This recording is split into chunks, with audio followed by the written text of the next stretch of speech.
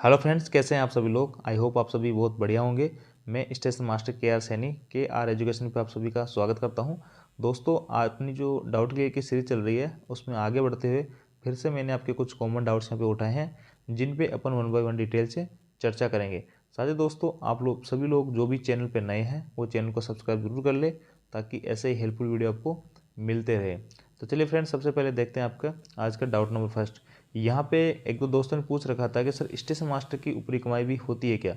तो देखो, मैं आप सभी को बता देना चाहता हूँ कि यहाँ पे रेलवे के अंदर कॉमर्शियल के अलावा किसी भी जो अदर डिपार्टमेंट है ऑपरेटिंग वगैरह ट्रैफिक के, तो वहाँ पे ऊपरी कमाई के चांसेस या करप्शन के चांसेस बहुत कम रहते हैं। वहाँ पे आप चाहकर भी करप्शन नहीं कर सकते। हाँ, कुछ स्टेशनों पे जहाँ पे लोडिंग अनलोडिंग पॉइंट होते हैं, जहाँ पे आपकी गाड़ियाँ लोडिंग अनलोडिंग होती है, वहाँ पे करप्शन के थोड़े से चांसेस बन जाते हैं, लेकिन वहाँ पे बहुत सारा रिस्क ये होता है। अब करप्शन के चांसेस कैसे बनते हैं दोस्तों, कि जैसे कि मान लो आप रेलवे जो है नहीं कर रहा है और टाइम पे भर नहीं रहा, इनको गाड़ी को खाली करने का और भरने का टाइम फिक्स दिया जाता है। अगर उससे ज़्यादा टाइम ये लगाते हैं तो इनसे जो है वो रेलवे वार पे जो डेमरेज वसूल करती है, जो कि बहुत मोटी रकम होती है दोस्तों। स्थान शुल्क और इनका जो विलंब शुल्क, जो लेट कर देंगे गाड़ी को, उसका यहाँ पे इनसे चार्ज वसूल करती है। तो उसी से बचने के लिए ये जो है स्टेशन मास्टर से यहाँ पे कई स्टेशन जैसे माल गोदाम, माल बाबू वगैरह नहीं होते हैं, वहाँ पे स्टेशन मास्टर इन सब चीज़ों को हैंडल करता है। तो उसको पता होता है कि वहाँ पे जो है इंजन को आने में, जो मालगाड़ी को लेने आ रहा है उस इंजन को आने में अभी 1 घंटा लगेगा, 2 घंटा लगेगा, या वहाँ पे टाइम में थोड़ा एडजस्टमेंट कर लेते हैं। जैसे कि ठेकेदार को इन्होंने 1 घंटा दे दिया और ऊपर जो बता दिया ठेकेदार ने आधा घंटा ही लिया है, तो ये जो आधे घंटे का जो पैसा बना है उसमें से ठेकेदार कुछ यहाँ पे कमीशन इसको स्टेशन मास्टर को या माल बाबू को उनको दे देता है। तो इस प्रकार वहाँ से ऊपरी कमाई होने के थोड़े चांसेस रहते हैं, लेकिन ये जो है बहुत रिस्की रहता है। अगर ये रेलवे को अगर पता लग जाता है तो वहाँ पे आपके खिलाफ जो है बहुत सख्त कार्रवाई हो सकती है। तो यही स्टेशन मास्टर की एक पॉसिबिलिटी बनती है ऊपरी कमाई की। बाकी कोई पॉसिबिलिटी यहाँ पे स्टेशन मास्टर की नहीं बनती है। बाकी हालांकि जैसे कि ऊपरी कमाई की यहाँ पे इतनी आवश्यकता नहीं होती है, क्योंकि रेलवे खुद जो है आपको बहुत अच्छी सैलरी यहाँ पे देती है। जैसे नाइट ड्यूटी करते हो तो नाइट ड्यूटी अलाउंस मिलता है। आप 8 किलोमीटर दूर अगर हेडक्वार्टर से ड्यूटी करने चाह रहे हो तो 800 रुपये आपको पर डे यहाँ पे टीए का मिलेगा, और अपने रोस्टर से ज़्यादा अगर आप ड्यूटी करते हो तो आपको ओवर टाइम यहाँ पे मिलेगा। तो इस प्रकार बहुत अच्छी खासी सैलरी आपको मिल जाती है। और रेलवे में करप्शन किसी भी पोस्ट में नहीं है, कॉमर्शियल की कुछ पोस्टों को छोड़ दे, बाकी आपको रेलवे में करप्शन कहीं भी देखने को नहीं मिलेगा। इसके बाद हम बात करते हैं ट्रेन मैनेजर का ड्रेस कोड क्या होता है। दोस्तों, ट्रेन मैनेजर का और स्टेशन मास्टर का जो ड्रेस कोड होता है बिल्कुल सेम टू सेम होता है। बस यहाँ पे जो फ़र्क होता है वो होता है टाई का।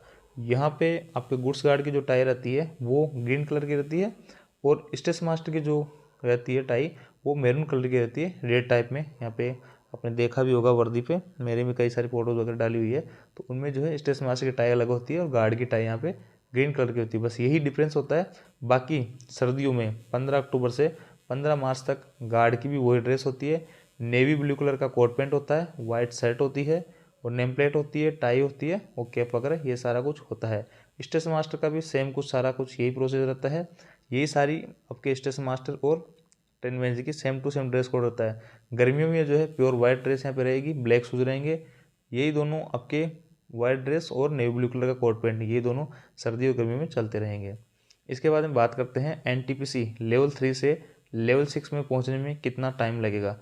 देखो, लेवल 3 से पहले आप जो है लेवल 5 में जाओगे, तो यहाँ पे जो है आपको 3 से 4 साल यहाँ पे लग जाएंगे। ये जो टाइम पीरियड है थोड़ा प्लस माइनस हो सकता है, कैटेगरी पे डिपेंड करेगा, साथ ही आपके डिवीजन पे डिपेंड करेगा कि वहाँ पे जो है पोस्टें कितनी वैकेंट है, इन सब पे डिपेंड करेगा। तो ये जो है प्लस माइनस 1-2 साल हो सकता है। यहाँ पे 4 की जगह 5 साल भी लग सकता है, और 3 की जगह ढाई साल भी यहाँ पे लग सकता है। तो इस प्रकार आप वहाँ पे जो भी डिवीजन होगा उस पर डिपेंड करेगा। बाकी 3-4 साल में लगभग सभी का यहाँ पे प्रमोशन हो जाता है। वो जो है लेवल 5 में आ जाएंगे, और उसके बाद में 3 से 4 साल में आप जो है लेवल 6 में पहुँच जाओगे। और टोटल टाइम की अगर मैं बात करूँ तो 6 से 8 साल आपको यहाँ पे लग जाएंगे दोस्तों लेवल 3 से लेवल 6 में पहुँचने में। इसके बाद में अपन बात करते हैं आपके सीसीटीसी और यूपी लेखपाल दोनों में से कौन सी जॉब बेस्ट है। तो देखो, सबसे पहले तो अपन होम सिकनेस के हिसाब से बात करें, ये अगर आप यूपी के हो तो आपको यूपी लेखपाल मिल रही है तो आपके होम डिस्ट्रिक्ट मिल रही है। मान लो सीसीटीसी आपको बाहर मिल रही है तो यहाँ पे आपको यूपी लेखपाल ही ज्वाइन करनी चाहिए अगर आपको होम सिकनेस है। बात करें सैलरी की, तो सैलरी जो है इनिशियल में दोनों की ही सैलरी यहाँ पे बराबर रहने वाली है, कोई डिफरेंस नहीं रहने वाला। हालांकि यहाँ पे जो है टीटी जो रहेगा उसको आपके टीए वगैरह ज़्यादा बन जाएगी सैलरी थोड़ी, और बाकी टीटी के अलावा जो भी पोस्टें हैं बुकिंग रिजर्वेशन वगैरह की, तो यूपी लेखपाल के बराबर इनकी यहाँ पे सैलरी बनेगी। ड्यूटी शेड्यूल की बात करते हैं तो इसका जो है शेड्यूल फिक्स रहता है, 1.5 में ड्यूटी रहती है। जबकि सीसीटीसी की जो है दोस्तों यहाँ पे रोस्टर वाइज ड्यूटी चलती रहती है, लाइव थोड़ी अनशेड्यूल से रहती है।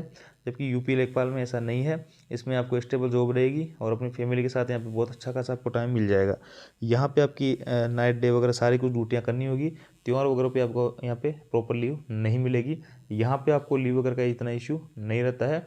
तो मेरे हिसाब से दोस्तों अगर आपको जो यूपी लेखपाल की अगर आपको आपके होम स्टेट में होम डिस्ट्रिक्ट में अगर जॉब करना चाहते हो तो आपको यूपी लेखपाल ज्वाइन करना चाहिए।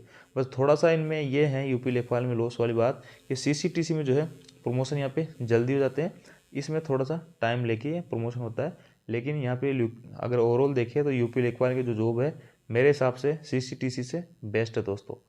इसके बाद हम बात करते हैं ज्वाइनिंग लेटर में लिखा है 5 साल तक कोई ट्रांसफ़र नहीं हो तो स्पाउस बेस पर और म्यूचुअल ट्रांसफ़र कैसे पॉसिबल है। दोस्तों ये 5 साल का जो लिखा हुआ है वो आपके ऑन रिक्वेस्ट का लिखा हुआ है। आप ऑन रिक्वेस्ट ट्रांसफ़र के लिए ऑन रिक्वेस्ट जो है वो 5 साल तक नहीं लगा सकते हो। अगर आप जोन चेंज कर रहे हो तो ध्यान देना दोस्तों मेरी बात पे। अगर आप डिवीज़न चेंज कर रहे हो यानी एक ही जोन में हो और आप डिवीज़न चेंज करना चाह रहे हो तो वहाँ पे ये 5 साल वाली जो है बाउंड नहीं होती है। इसके लिए आप कभी ऑन रिक्वेस्ट अप्लाई कर सकते हो। इंटर जोन यानी अगर आप जोन चेंज कर रहे हो, मान लो कि आप अजमेर बोर्ड से चेन्नई बोर्ड में जाना चाहते हो, उस केस में आपको 5 साल की सर्विस कंप्लीट करनी होगी ऑन रिक्वेस्ट लगवाने के लिए। और अगर आप म्यूचुअल ट्रांसफ़र के लिए जा रहे हो, आपस में म्यूचुअल ट्रांसफ़र से जा रहे हो तो इसमें कोई टाइम बाउंड की लिमिट नहीं होती है। आप जब ट्रेनिंग होगी आपकी पोस्टिंग होगी उसके तुरंत बाद में म्यूचुअल के लिए अप्लाई कर सकते हो। स्पाउस बेस के ट्रांसफ़र के लिए भी कोई टाइम का बाउंड नहीं होता है। आपकी ट्रेनिंग के बाद में पोस्टिंग होगी, पोस्टिंग के बाद में आप स्पाउस बेस ट्रांसफ़र के लिए अप्लाई कर सकते हो। ये 5 साल का जो टाइम बाउंड लिखा आ रहा है वो लिखा आ रहा है आपकी ऑन रिक्वेस्ट ट्रांसफ़र के लिए। आप ऑन रिक्वेस्ट के लिए अप्लाई 5 साल पहले नहीं कर सकते हो। इंटर रेलवे के लिए इंटर रेलवे अगर आपको ट्रांसफ़र चाहिए तो 5 साल आपको वेट करना होगा। इसके बाद में दोस्तों बात करते हैं अपन एसटीसी और सीटीआई कौन सी लेवल की जॉब है। तो देखो यहाँ पे एसटीसी जो है ये आपके लेवल 6 की जॉब है और सीटीआई जो है लेवल 7 की जॉब है। ये दोनों ही पोस्टें जो है सीसीटीसी से ही आती हैं दोस्तों। सीसीटीसी मान लो या सीनियर सीसीटीसी मान लो, जब इनको प्रमोशन होकर 4200 में आ जाते हैं तो इनको टीसीयू का जो हेड बनाते हैं तो एसटीसी हो जाता है लेवल 6 का। इसकी जो ड्यूटी होती है दोस्तों वो दिन के अंदर ही रहती है, 6 से 14 की इसकी जॉब फिक्स रहती है और इसकी नाइट वगैरह नहीं लगती है जब तक एसटीसी की जॉब पे रहता है। सीटीआई जो रहता है आपके एससी वगैरह में चलता है, आपने देखा ही होगा। और जो जितना सीनियर होगा उसको उसी क्लास के अकॉर्डिंग यहाँ पे एसियाँ वगैरह मिलती रहेगी। और ये जो है लेवल 7 की है, इसकी डे नाइट वगैरह सारा कुछ ड्यूटी लगेगी। और आउट ऑफ हेडक्वार्टर ये जैसे कि ड्यूटी करने जाता है टीटी तो इनको जो है 800 रुपये पर डे टीए भी मिलता है। रनिंग अलाउंसेज वगैरह या रिस्क अलाउंसेज वगैरह इनको यहाँ पे नहीं मिलता है। किलोमीटर अलाउंसेज भी टीटी को नहीं मिलता है। अब बात करते हैं क्या ज्वाइनिंग के टाइम डीओबी चेंज करवा सकते हैं क्या। बिल्कुल दोस्तों, अगर इसमें अलग अलग टाइप के केस आते हैं, जैसे कि मान लो आपने फॉर्म फिल करते समय वहाँ पे फॉर्म में आपने गलती से कोई डीओबी गलत लिख दी और आपकी जो 10th की मार्कशीट है उसमें डीओबी आपकी अलग है, तो इस केस में आपका जो है एफिडेविट लगा के आप डीओबी यहाँ पे चेंज करवा सकते हो कि आप मैंने जो है फॉर्म में गलती से यहाँ पे यही मित्र वाले की गलती से डीओबी मेरी गलत भरी गई थी और मेरी जो रियल डीओबी है ये मेरी 10th के मार्कशीट के अकॉर्डिंग है, तो यहाँ पे आपकी डीओबी यहाँ पे चेंज हो जाएगी। बाकी जैसे कि आपकी मान लो 10th के अंदर जो है आपकी डेट ऑफ बर्थ जो आपने मेंशन की है वही अपने फॉर्म भरते हुए मेंशन की है और अब जो है आप उसको चेंज करना चाह रहे हो तो इस केस में अब जो है चेंज नहीं होगी, वो चेंज नहीं होगी। अगर आपने फॉर्म में गलती की है भरने में डीओबी तो वहाँ पे आपके चेंज होने के चांसेस रहते हैं, आप चेंज करवा सकते हो और एफिडेविट भी लगा सकते हो। इसके बाद दोस्तों बात करते हैं बैंक अकाउंट यानी जो सैलरी अकाउंट है वो किस बैंक का होना चाहिए, क्या एसबीआई का होना ज़रूरी है या किसी भी बैंक का चलेगा। दोस्तों यहाँ पे आपको जो बता देना चाहता हूँ कि एसबीआई बैंक का ही होना आपका सैलरी अकाउंट ज़रूरी नहीं है। कोई भी राष्ट्रीयकृत बैंक होगा उसका आप यहाँ पे सैलरी अकाउंट बना सकते हो, लेकिन मैं आप सभी को पर्सनल एडवाइस करूँगा कि अगर पॉसिबल हो तो आप जो है एसबीआई बैंक का ही आप सैलरी अकाउंट बनाइए, क्योंकि सभी रेलवे कर्मचारियों का या सभी गवर्नमेंट एम्प्लॉयज़ का यहाँ पे एसबीआई के अंदर ही अकाउंट होता है। इसमें थोड़ी कुछ अलग फैसिलिटीज़ वगैरह भी मिलती है, हालांकि ये जो है गवर्नमेंट बैंक है तो मेरे हिसाब से मैं इसी को प्रेफर करूँगा। बाकी ऐसा कोई ज़रूरी नहीं है कि आप जो है एसबीआई बैंक का ही आपका अकाउंट हो, किसी भी राष्ट्रीयकृत बैंक का आपका अकाउंट होगा वो भी आपका सैलरी अकाउंट चलेगा दोस्तों। तो आई होप दोस्तों ये जो वीडियो है आप सभी लोगों को पसंद आया होगा। अगर वीडियो आपको अच्छा लगा हो तो चैनल को लाइक शेयर एंड सब्सक्राइब करें और हमारा टेलीग्राम ग्रुप जरूर ज्वाइन कर ले दोस्तों। Thank you.